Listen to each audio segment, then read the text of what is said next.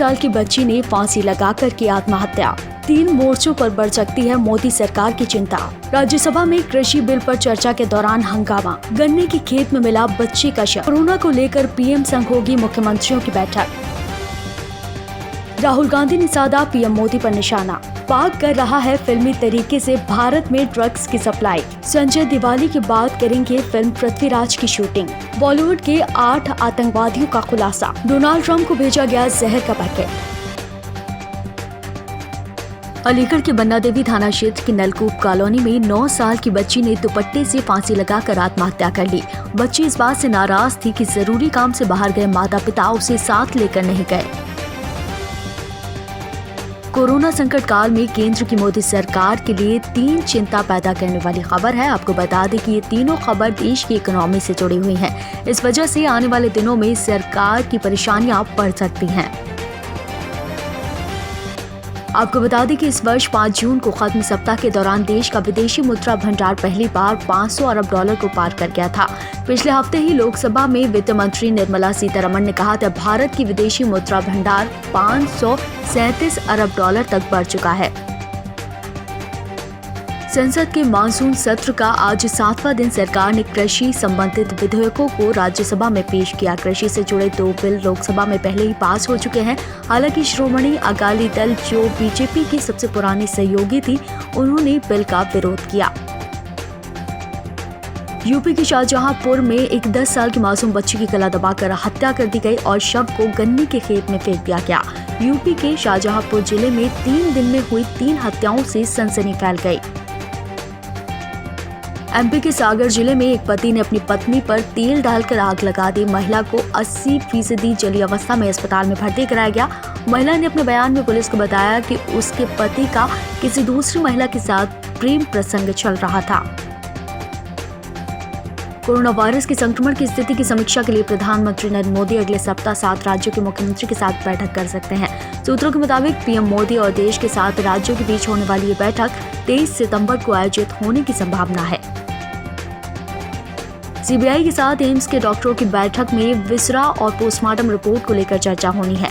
खबरों के मुताबिक एम्स डॉक्टरों की जो बैठक सीबीआई के साथ होने वाली थी, वो अब मंगलवार तक पोस्टपोन कर दी गई है।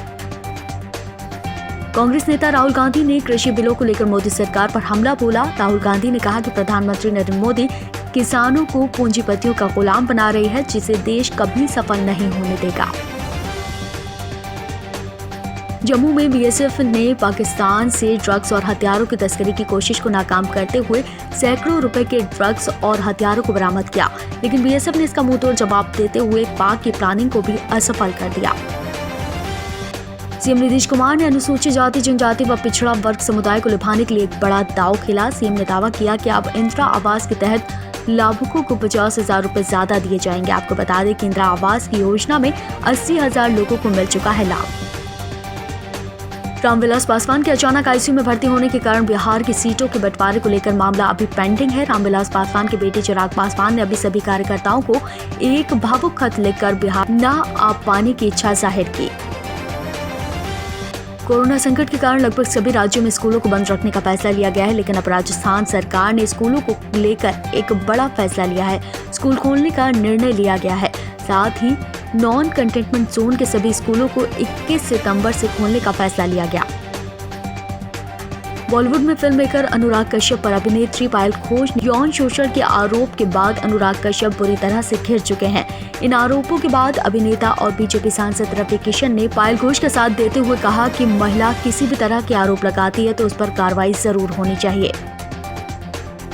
सुशांत के बैंक अकाउंट का स्टेटमेंट, जिसमें 3 साल में 53 करोड़ जमा होने के सबूत मिले हैं। एक रिपोर्ट्स के मुताबिक 3 साल में 51 करोड़ खाते से निकाल लिए गए। संजय दत्त अपनी फिल्म की शूटिंग जल्द ही पूरा करना चाहते हैं। इस समय उनकी सबसे बड़ी फिल्म पृथ्वीराज है, जिसे लेकर एक्टर दिवाली तक शूटिंग को खत्म करने का विचार कर रहे हैं। आपको बता दें कि इस समय संजय दत्त कैंसर से जूझ रहे हैं। सुशांत सिंह राजपूत केस में एक और बड़ा खुलासा हुआ है। रिपोर्ट्स की माने तो सुशांत के विसरा से भी छेड़छाड़ की गई है। इसके लिए मुंबई पुलिस और विसरा की जांच करने वाली टीम को निशाने पर लिया गया। एम्स की मेडिकल टीम ने अपनी रिपोर्ट्स में ये खुलासा किया। कंगना ने फिल्मी दुनिया में 8 आतंकियों के नाम घोषित किए हैं और साथ ये भी कहा कि फिल्मी दुनिया में इन 8 आतंकियों से बचना चाहिए। कंगना ने नेपोटिज्म, ड्रग्स माफिया, लिंग भेद, धार्मिक और क्षेत्रीय विभाजन, विदेशी फिल्मों का आतंकवाद, पायरेसी, मजदूरों का शोषण और अंत में प्रतिभा के शोषण के आतंकवाद का जिक्र किया। भारतीय सेना और चीनी सेना के बीच लगातार हो रही झड़प को लेकर अमेरिका में एक भारतीय अमेरिकी सांसद राजा कृष्णमूर्ति ने एक बड़ा बयान दिया। भारत को सीमा क्षेत्र में डिकंस्ट्रक्शन से रोकने के लिए चीन आक्रामकता का सहारा ले सकता है, क्योंकि इस कंस्ट्रक्शन के बिना चीन मजबूत है, लेकिन इसके निर्णय से चीन को नुकसान हो सकता है। अमेरिकी राष्ट्रपति डोनाल्ड ट्रंप के लिए व्हाइट हाउस में एक पैकेट भेजा गया, लेकिन संदिग्ध पाए जाने के बाद इसकी जांच की गई तो पता चला इस पैकेट में जहर मिला है। कनाडा से अमेरिका भेजा गया था ये पैकेट। फिलहाल के लिए इतना ही। ऐसी और जानकारी के लिए आपके चैनल को सब्सक्राइब और साथ ही बेल आइकन प्रेस करना ना भूलें, ताकि हर अपडेट आप तक पहुंच पाए।